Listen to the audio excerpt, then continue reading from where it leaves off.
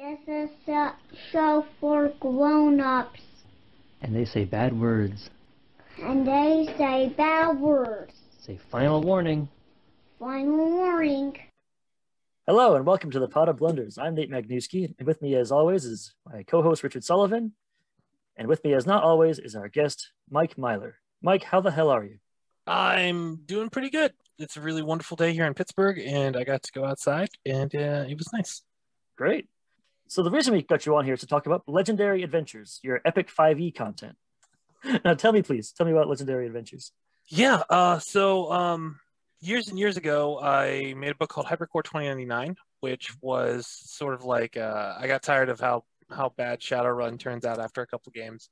So I kit bashed Pathfinder to work as like a Shadowrun type game, and you throw on this template, sort of like Mythic Adventures. For anybody who did not play Pathfinder, they released Epic Rules under this thing called Mythic Adventures, and it was just like a rules template you put onto the regular Pathfinder rule set. It's really ingenious, because then you could have like mythical first level characters, right, or 20th level, just go the whole scale. However, I found them to be boring. Like you just become invincible with Mythic Adventures, and all the drama was gone. So we took that like basic design concept and we flipped it around to be like much more dramatic with the numbers. And it worked. Hypercore 29 is great in Pathfinder. We got to a Kickstarter goal where we converted to 5e. Did not work quite as well because A, I just didn't understand 5e as well as I did, now as 5 years ago. And B, the basic like concept of like, oh, just toss template onto the rules doesn't work because of the way number boundaries work in 5e, right? Like there's a ceiling, and once you get past that ceiling, everything goes crazy, bonkers, in a bad way. I felt really bad about not getting Epic Rules right. And then about a year ago, I started working on Epic. I started working on it much more ardently about a year ago, and I used the pandemic as an opportunity to play test it with a bunch of people. I refined them up into this 21st to 30th level. So it's like a regular D&D 5e, right? But like once you hit 20th level, boom, 21st, not like a template you throw on it, but like a regular progression. And then the way it's like, my basic concept was like, a lot of 5e works really, really well. So my idea was just like, let's focus on those things that work really, really well and carry them on into 30th level. So you pick up like an additional archetype whenever you start going to epic levels. And then through epic feats, you can pick up like a third archetype. So like your rogue becomes more roguey because now they're not just an assassin, they're also an arcane trickster. Maybe they're also a thief. And yeah, it played out beautifully in playtests. And then I got a whole bunch of spiffy ass artwork that I had been sitting on for quite a while. I didn't know what to do with it. And it's all very epic feeling. Those two circumstances came together really well. And now I have this gorgeous book. It is easily like the prettiest thing I've ever made. And that's coming to Kickstarter like really soon, right? Isn't it the 23rd? Yes, 23rd. Epic level content, like you said, 5e deals with bounded accuracy, where the numbers just break down after a certain point. Mm-hmm. How did you design around that? Well, I included a whole bunch of high CR monsters. A lot of the book is, I think, up to page 36 is character stuff. And then the other almost 100 pages are just monsters, 50 monsters. So like Baba Yaga, Dagon, the two big worms, Jormungandr and Nidhogr from Norse mythology, Merlin, Morgan Le Fay. My favorite actually thing in there is a future assassin. Yeah. So it's not just like there's a planner assassin if somebody wants to hire somebody from like Sigil or whoever to come and kill you. But I like the future assassin a lot more. But I made a lot of supporting content for it. And then in addition to like all the monsters, another really important part of combat is like tactical hazards. Like, so have lava around. Here are the official like clear rules for lava that you don't have to go search through 3 books to find. And I added like a bunch of planar diseases and like wild magic zones, anti-magic clouds, stuff to like put onto the map that will also still feel like, oh yeah, I remember when we fought that killer orc horde that had the crazy flesh-eating swarm at 11th level. This is kind of like that. So yeah, it's not just here a bunch of monsters. There's a lot of supporting content to get full proper battles out of epic level play instead of just here's Tiamat, you're fighting a god, get at it. There's also here's the lava that's gonna be flying at you, and oh no, wild magic happened, and you should not have screwed that Fae. Now you have a disease. Good luck with that. I was surprised when I saw that when I opened the book because I figured it was just going to be tables upon tables of character stuff. And what's there is excellent for that. But I was really happy to see that you said, okay, if you're a DM here, there's actually more than half the book is for you to figure out how to herd these cats. Because regular D&D, once it hits 20th level, is hard enough as it is to wrangle everything and make sure everything's balanced. But you provide the tools. Everything's right there for whoever wants to run these games. And you have the book with you right now, right? You have it already done before the Kickstarter. Yeah, the print proof, yeah. And it's light. That was the other thing I wanted to do. Because like when I was developing it, I went through and I made epic archetype features for every single archetype in the book, right? So like, here's your Shadow Monk epic features, and here's your Evoker Wizard epic features. And by the time I was done, that would have been like 30,000 words worth of material, which would translate into another book of the same size. I cut it all, and it'll still be available on the website, epic5e.com. But it didn't make it into the book because I didn't want a big cumbersome thing, because you're already dealing with 23rd level, oh, I cast Wish twice a day, screw you, bullcrap. So like just having like a nice, light, fast toolbox that you can grab and quickly page through. I was very happy to have tools on hand for the playtest like that. It would have been tough if I had been pushing through like a 200, 300 page book trying to find everything. And the other part was I know there's a lot of epic rules out there already. So by keeping it light, that also makes it affordable. If like you have epic rules that you enjoy already, then cool. Pick up this book to have 50 more epic monsters in your toolbox, and then attack your players with Satan. Everybody should have that as their end goal anyway. So, Yeah. So we had a past guest named Skeeter Green, and he said that at high level play in D&D, it's not enough to challenge the characters anymore. You have to challenge the players because the characters are so capable already. What are your thoughts on that? I know Skeeter. He's for God Games, right? Yeah. Yep. Yeah. I wrote something for them a long time ago on keeping players engaged. One of the things that the book does, and like 21st level, is you get a lot of these like social features. So I call them prestige. So prestige starts out 21st. Everybody knows who you are. 25th level, gods know who you are, and then 30th level, gods will make time for you if you like demand it. So, for instance, the monk, which I call adept in the book, you just get like a band of student/vigilantes who hang out in your hometown and basically do what you tell them to, like keep the law, act as like an unofficial police force, that kind of thing. Clerics get like huge followings. Fighters know all the mercenaries and get like invited in by other soldiers and stuff and just treated like war heroes by everybody. Wizards are like arcane libraries, give you their most like secretive stuff to look at, and they all like vie for you to give lectures at colleges and stuff like that.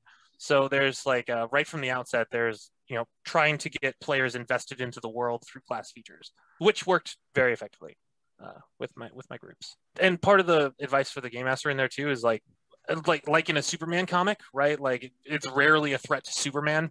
Usually it's Lois Lane or Jimmy Olsen or a bus full of children that are like the real victims, people who will be harmed by stuff, in the Superman book. So in the same way with epic level play, like you shouldn't always be targeting the players. You should be like targeting their parents and their friends and their allies and stuff, because they're pretty much invincible. And as soon as you attack them, they will respond with force and track you down with epic level magic. You got to take swipes at them from the side. I had a thought about comparing it to a Superman comic, but that's a really clever idea. And it makes total sense because you're right. They're invincible. They're gods on Earth, but their loved ones aren't.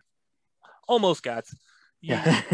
Leave it up to the GM if they actually become gods by 30th level or not. I left it vague. Could just be demigods or super badasses. Like, what did Elminster ever actually get to godhood?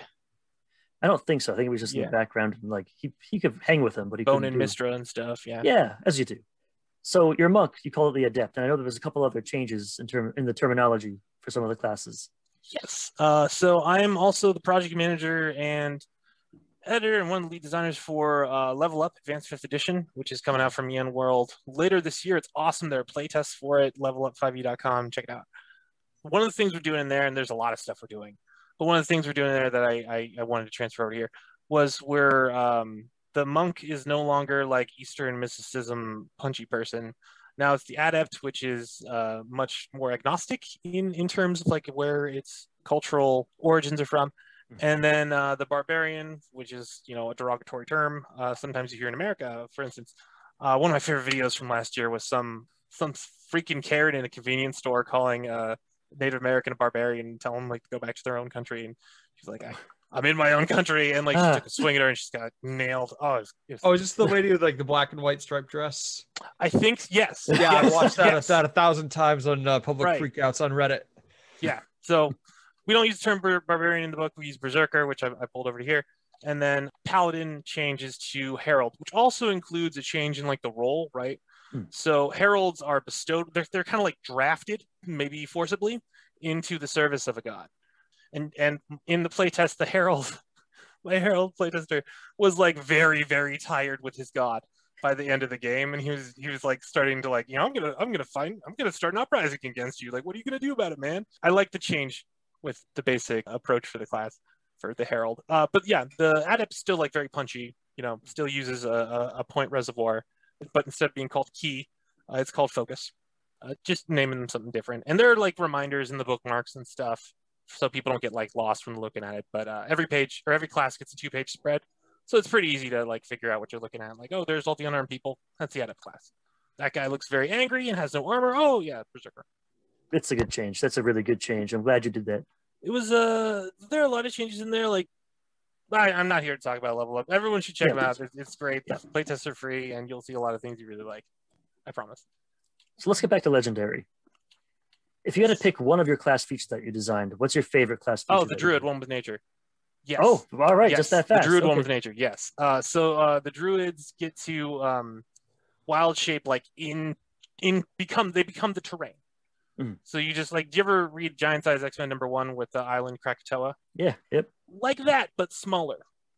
And it's awesome. It's awesome in like combat, in like exploration, in like investigation stuff. They used it in all the pillars except for social, and everybody loved it. It was one of the things that got tweaked the most in the playtest too, because my original version for it was just like way too powerful and way too. It removed too much agency, so it changed a lot from the initial version to the final version. Yeah, that one by far, hands down, absolute favorite in the whole book. Should we talk about Ranger? Sure. So I gave them an extra companion. So like if you're a Beastmaster, it would be a second companion that you get. But yeah, you get a bigger, badder companion. The playtester was using a Wyvern for most of it, which he uses a mount, obviously. And then they get some other stuff too. Like they don't get quite one with nature. They get like I think like Aragorn, where he's just like, oh yeah, someone was here 3 days ago, and they were wearing soft leather boots that smelled of cow piss. And so yeah, like Rangers get a very localized, basically just like look back in time for the past 3 or 4 days when you evaluate an area. Yeah, and then they get a hunting mastery weapon. So you choose to be like really good, like the old fighting styles from 3.0. Like, I'm an archer, longbow's my weapon, or scimitars, and then your crit range goes up, and you get bonuses against favorite enemies with it too. They get more rangery for certain. That's good. They need to be more rangery. I feel like if you play through 20 levels of Ranger, you deserve something nice. They also get another 2 levels of attacks by the time you hit 30th. And also spell levels too, because Rangers get spell casting to 7th level.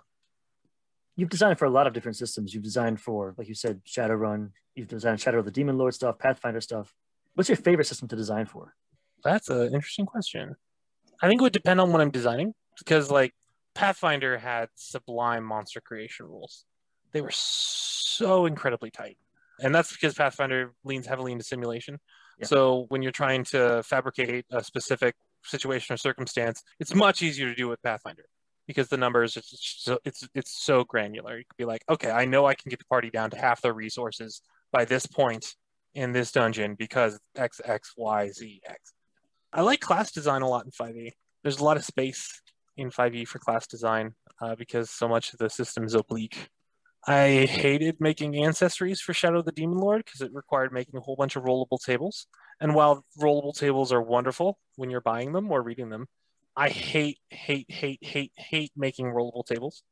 And I had to make 120 of them for that one book. Yeah, I was not in a good mood by the time I was done with that.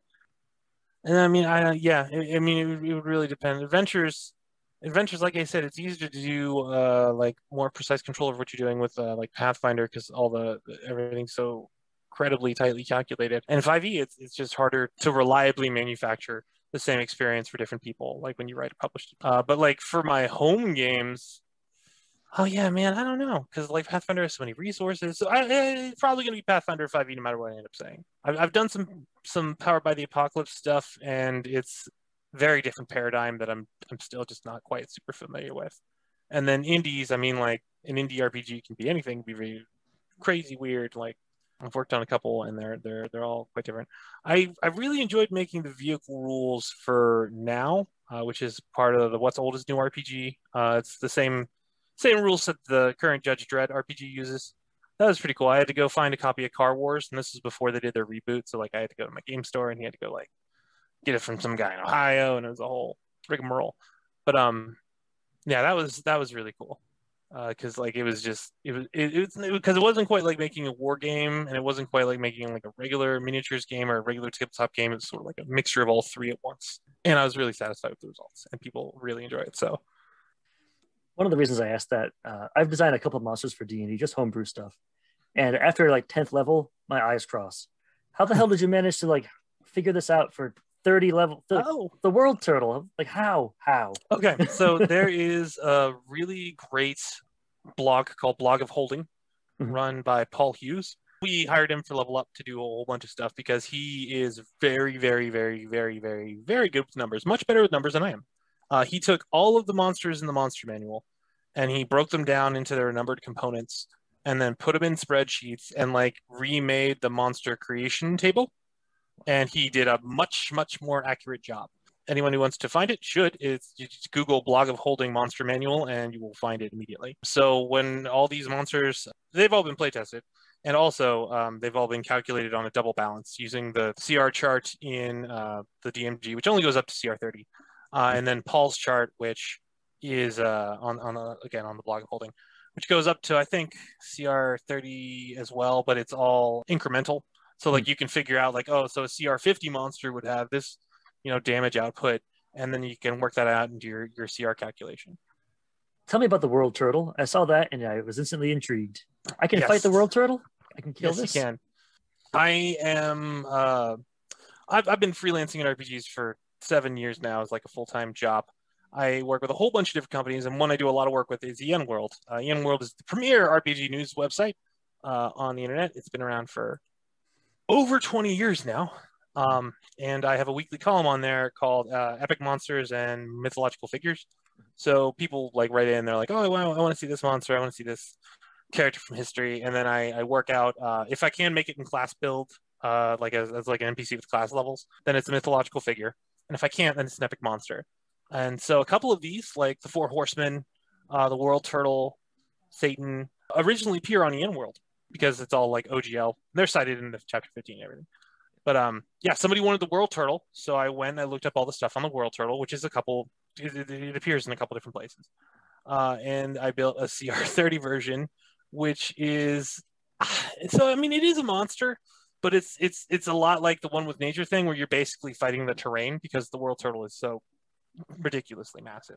And part of it is also, I'm pretty sure I suggest in the book that it'd be weird for you to just like roll up and fight it. Like the GM should include some like story reason, like, oh, maybe everybody became gigantified by the gods to fight the World Turtle, or maybe it's a baby World Turtle and it's just like hatched out of the egg, so it's only the size of a couple of islands.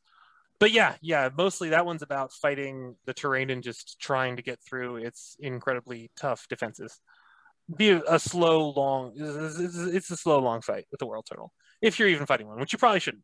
You should probably be saving the World Turtle from Satan or some other horrible thing, because it is the World Turtle. Why would you kill the World Turtle? Shouldn't it be busy fighting Pennywise? I did not see it, so I don't know. You don't. Well, to me, see, I think World Turtle. I think Maturin. Oh, Discworld? No. I think Maturin. Stephen King. You've never read it? No, I've never read it. No. Yeah, you want to jump in on this, Mr. Literary? I don't. I've never read it. So Maturin. Man, your references are hitting every fucking note tonight, man. No. Maturin in Stephen King is the book. It never made it in the movie or the miniseries. It's Stephen King's World Turtle, which is basically the yin to Pennywise's yang. And that's the overriding force that got, I don't know why I'm getting in on this now, but that's like the overwhelming source of light that helps the children and then into their adulthood. And it completely acts from all the movies. So I think World Turtle, the first thing I popped up was, oh shit, he's a Stephen King fan. Apparently not. So you have homework. Sorry, man. Michael, you have homework. Yeah, Discworld is the only one I know about, and I always get I'm surprised I got it right the first time, because I'm usually like Ring World, and I go around a couple different rounded objects before I hit disc. But yeah, it's also, I mean, it also appears in Native American mythology. And I think also in, and I apologize if I get this wrong, it's for anybody. I think it also appears in Hindu mythology somewhere, or Indian mythology, like India, the continent mythology as well. And like I said, a couple different places. But yeah, I never knew that stuff about it being opposite of Pennywise. That's crazy. It's wild. That sounds like the best writing Stephen King has ever done. So now I feel like I should read it. I just thought it was Tim Curry being weird. I mean, it was that too. Thank you for that deep it lore, Richard. This has been the Stephen King Minute. Listen, man, I know about something. This isn't it. Oh, anyway, this episode is brought to you by Stephen King. So I want to talk about one of your older projects, if you don't mind, Mike. Mists of Akuma. Oh, yeah. Tell me about it. It's a steampunk. Yeah, thing? so Mists of Akuma is probably the thing I've written the most for. It is a Eastern fantasy noir steampunk campaign setting. So like it is Eastern fantasy, and noir is like everybody's victories are Pyrrhic. Like nobody should be like, I've won and saved a kingdom, and then I went on and retired. Like that's not what happens to heroes. And then steampunk, because there are steampunk elements, but the like world feeling about steampunk is very witchcrafty for various reasons. But yeah, it's sort of like shunned but accepted as a necessity for survival against the Mists of Akuma, which roll into Soberin, the continent of Soberin is where everyone lives, and transform people into these Adeto zombies, which are like fast zombies that can jump really high and regenerate and are just horrifying. So it's about Soberin, which was 150, 160 years ago in its timeline, invaded by foreigners with like superior technology that subjugated everybody and drafted them into this war across the Great Divide. It's called the War of Kaya. The Great Divide is this like big energy wall that shuts off all magic that goes through it. So only technology is able to bypass it. And yeah, so 50 years, 60 years ago in the world history, communication with the main continents across the Great Divide drops. And then about 10 years ago in the world history, the emperor leads a rebellion, casts out the foreigners, or at least defeats all the foreigners, restores order. They get like 10 years of prosperity. Then the mists roll in, and it's just like horror time for everybody. It's awesome. I love Mists of Akuma so much. I mean, it is awesome. One of the reasons I wanted to ask you about it is because I know you borrowed a lot from that when you did your Mortal Kombat stuff on your blog and you created those characters. Now, in addition to being our local IT expert, Richard is also our local fighting game and Mortal Kombat expert. Oh, shit. Did you see the Street Fighter PDF? I was flipping through that. I saw your Killer Instinct. I was so sad about the Street Fighter PDF. So I made a PDF for the Street Fighter series, and I found a bunch of like transparent background Street Fighter GIFs. And I thought when I exported the PDF that the GIFs would still function inside. No, doesn't. So it's like the saddest thing for me to look at, because like I'm just thinking like, oh, I have like 3 GIFs of Dalzine doing his moves on this page, but it only shows up when I'm working on it on the InDesign.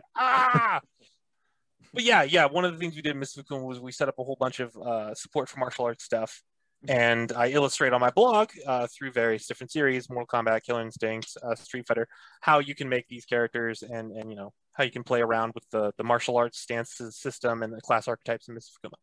So you dug it? You into it? Yeah, no, Nate had sent me the link to the Mortal Kombat stuff, and I'm like, oh, this is neat. And then I'm clicking through, I'm like, this guy knows his stuff. I appreciated that you had both Kuai Liang and Bihan on your Mortal Kombat 2. Confused why you added Goro in Mortal Kombat 2? So I did Mortal Kombat 1 and 2. I did everything but 3. I stopped after 2 because I didn't want to go on forever. That's for the best. Yeah. Striker. Who needs striker stats? Yeah. Like, come on. I remember getting Mortal Kombat 3 for my birthday, and I got one of the SNES copies before they recalled them and changed stuff. So somewhere in my parents' house. What do they change on the NES version? Bestiality. No? Animality. Oh yeah, now it's animality. Yeah.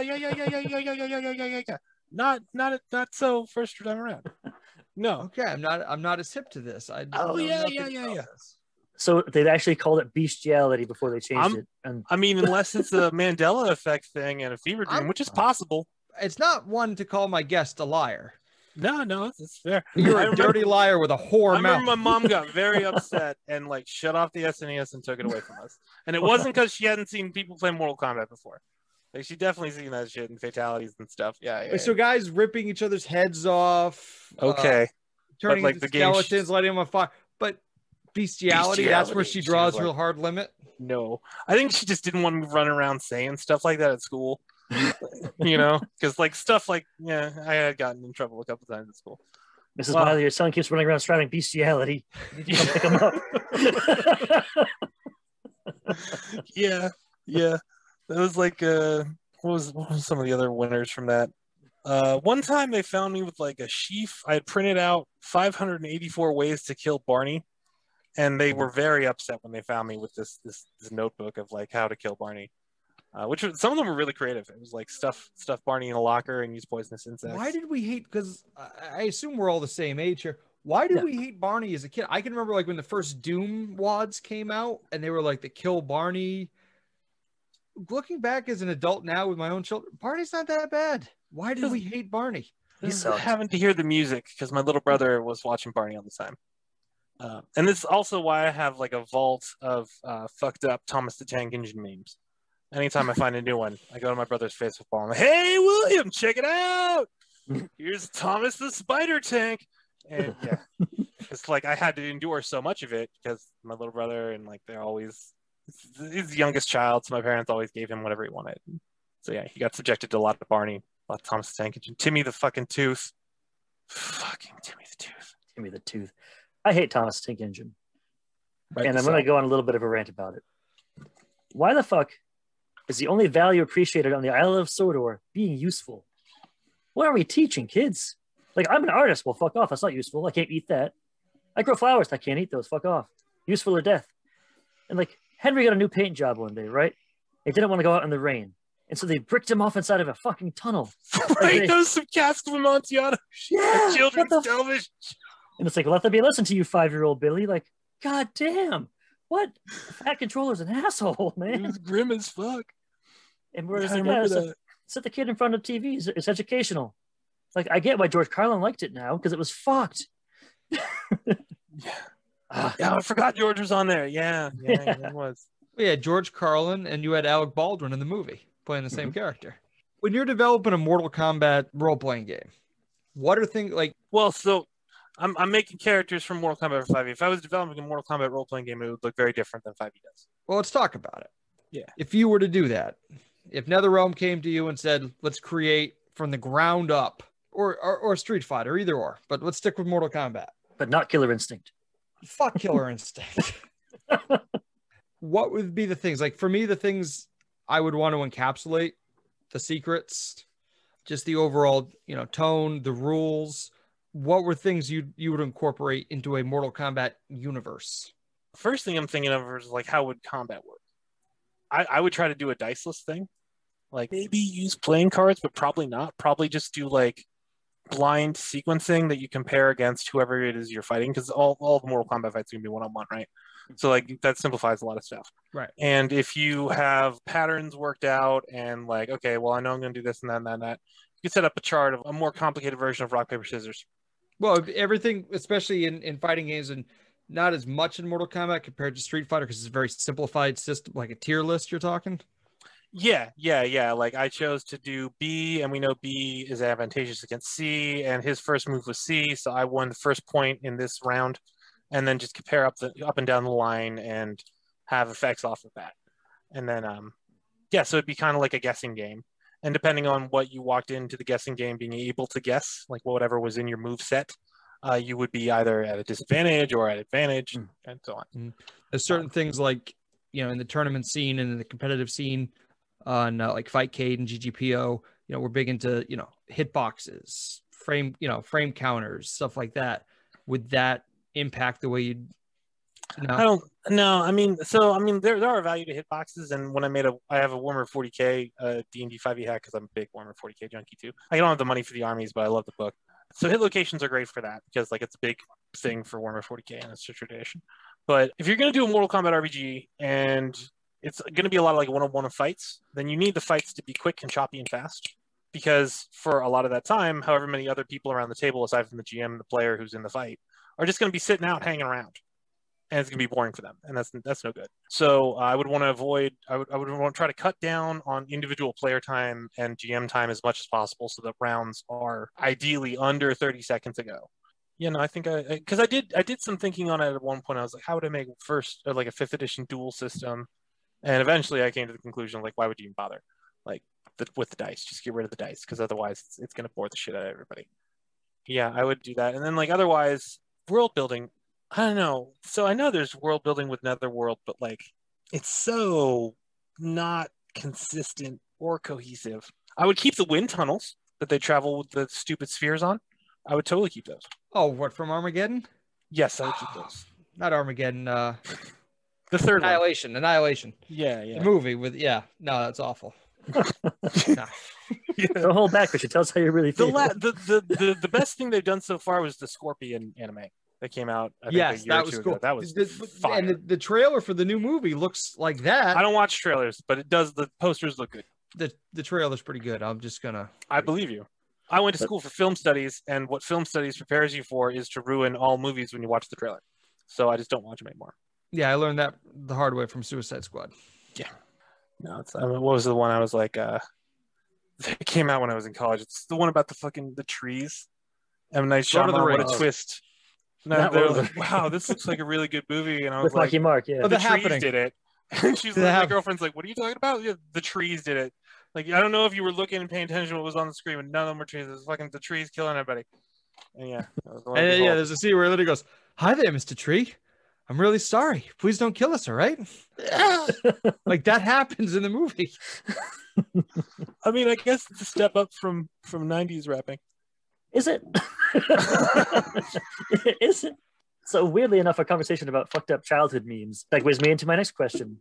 What's with the 100 Acre Woods bestiary, man? Are you okay? Yeah. I'm good. I actually got to play with that. That was really fun. It's I forget how I started. Oh no, I found so there's this amazing artist named Dan Lucivi who does weird reinterpretations of nostalgic items. The one you might know is The Streets, which is his Sesame Street modern take, where like Cookie Monster owns a strip club and like Ernie's all like drugged out on heroin, and Bert's like a cop, and yeah, it's all very like gritty modern. And so I ran into that and I was like, this is amazing. And I made a whole hack of like how to play crazy modern dirty hairy Muppets, which I've also gotten to do a couple of times at this point. It's extremely fun. But yes, that's what got me on that road. And then I saw another, I'm pretty sure it was Dan Lucivi, where Eeyore's guts are just like spilling out. And I was like, hey, I got an idea. So yeah, after I get started on something, I strongly taught in my youth to finish a thing that you start. So yeah, I started with Winnie and Tigger, and then I had to do the whole 100 Acre Wood. That's one of the that's one of the good ones on my site. I can't remember if Hella Elf is on my website or just on the Patreon, but that was another one I really liked because I rewrote the scene from Game of Thrones where the Hound is like, I'm gonna have to eat every fucking chicken in here, but it's Alf. It's a Hell Elf talking about cats in an alley. Right? Like, it's perfect. I got Blue's Clues Warlock Patron, which is also awesome. What's the other ones I do? Yeah. I do a lot of fucked up childhood stuff because it amuses me deeply. Eureka's Castle. If anyone is ready for that deep cut, yeah, there's a Eureka's Castle one on there too. I saw that. I was flipping through it. I'm like, Magellan? Oh no! What did he do to my boy? Bad things happen to Magellan. He got off relatively easy. I think the Moat twins got it pretty bad, and then the alchemist guy, he got filleted open and messed up real bad. Yeah. So I mean, you borrow a lot from popular media and you blog. You've designed for a fucking ton of games, and for a long time.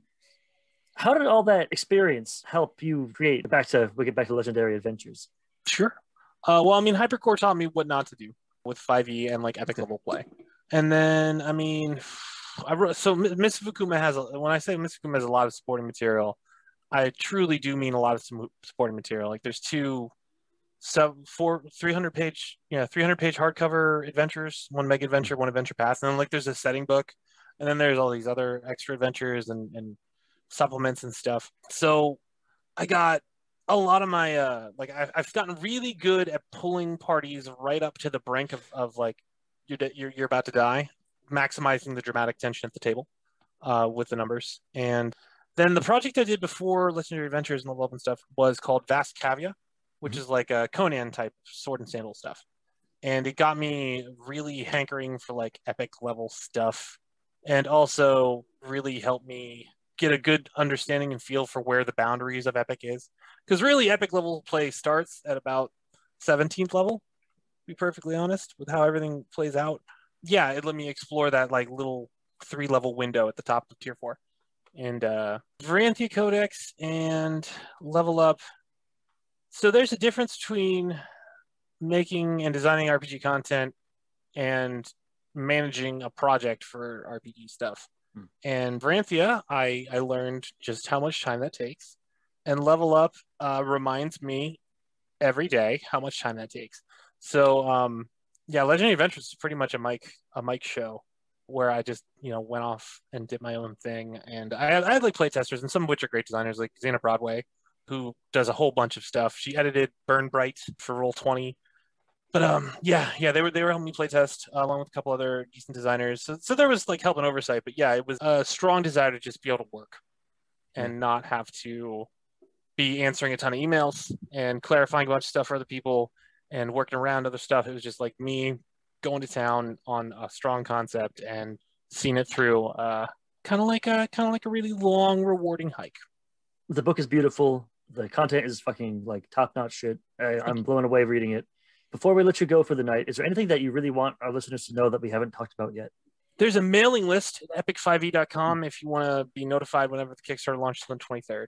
Levelup5e.com is the new thing. It'll be coming up in we're looking at autumn.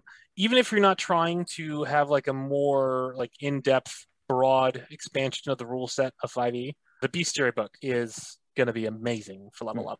We're suspecting that we're actually going to have more people buying the Bestiary book than the core rule book. Although I hope that the big numbers on both. If you don't have a dog, get a dog. No, I take that back. If you don't have a dog and you think that you can responsibly take care of a dog, get a dog. If you don't think you're that person, don't get a dog. Because then someone like me is just going to have to get your dog later. So like, yeah. Yeah, check out my website, MikeMyler.com. Like we were saying, it has all that fun, fucked up stuff on it. Yeah, there's E-Insider. I'm the editor for E-Insider. E-Insider is this Patreon that has been running for 5 or 6 years. It's a D&D 5e Patreon. We do 5 articles a week. You pay like $3 and you get access to all the articles, back catalog, and the new ones that come out every month. And it's the best deal for D&D in town and filled with awesome stuff. We got articles by James Intricaso, James Heck, Ari Marmel, a whole ton of people that have gone on to do great and wonderful things. Yeah, so that's patreon.com/E-Insider, E-N-S-I-D-E-R. Yeah, if you've never checked out E-Insider, go check it out. There's some free articles, and you'll be hard-pressed not to at least become a member for a while. Peruse the archive of 380-plus articles at this point. You will find stuff that you like just by the law of averages. Yeah, The Insider, Level Up, epic5e.com, MikeMyler.com. And I'm on Twitter, too, at Mike Myler, too, if you're a tweeting person. I'm terrible at Twitter, but I try, and nobody likes that. So... So, are you guys Venture Brothers fans? I assume you are, because yeah, why would you not be? So when Venture Brothers went down, and then they canceled it and stuff, which hopefully will not be the case. Like there's talk that HBO might revive it, and they have the licensing rights. John Kennedy, who is a big indie game designer, messaged me and was like, "Hey man, I know you love Venture Brothers as much as I do. We should do something about it." So we made an RPG called Staged Heroism, and we're still fine tuning it. Like I finished writing all the mechanics, and now we're starting to change them and like testing out the waters on like moving the ranges around and stuff. Yeah, if you like Venture Brothers, Staged Heroism will be right up your alley and should be along sometime this summer. I have the cover artwork. I got a whole bunch of words written, but we're, like I said, fine-tuning. So. Awesome.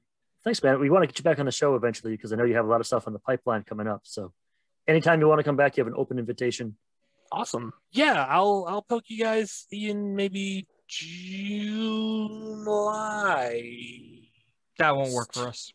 Yeah, we're very busy in the summer. Sorry. Yeah. Yeah, no, I'll come back and talk about Level Up because there is an enormous amount to talk about. Like the total word count, I think right now is starting to push up against like 400,000. It's so huge. Yeah, it's a whole thing, man. Yeah. Like just the chapter on exploration is pushing novel size because like 5e has nothing for exploration. It's like, hey, Yeah. you're getting from one place to the other. Here's your travel pace. Have fun. And Yeah. that's it. Now we have like a whole chapter filled with I think 79 exploration challenges. And yeah, I'm in the middle of editing that one right now, actually.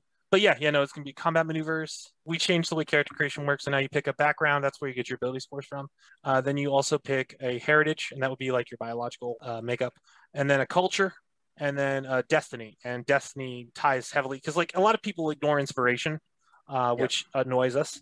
So we made inspiration more useful, and it plays into like a larger character progression for like your character achieving the thing that is like their big thing in life, like, getting revenge or claiming back their birthright or, whatever. There's a bunch of different destiny. Yeah, no, we could talk level up for hours, and maybe we should, but not today.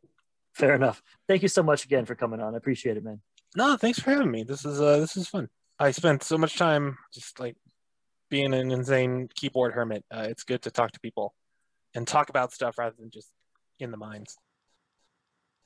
Thanks again to Mike Myler for coming on our show. You can find all of the links to everything we've talked about today, especially his Kickstarter for Legendary Adventures Epic Play for 5th edition, which launches March 23rd, 2021, in the show notes below.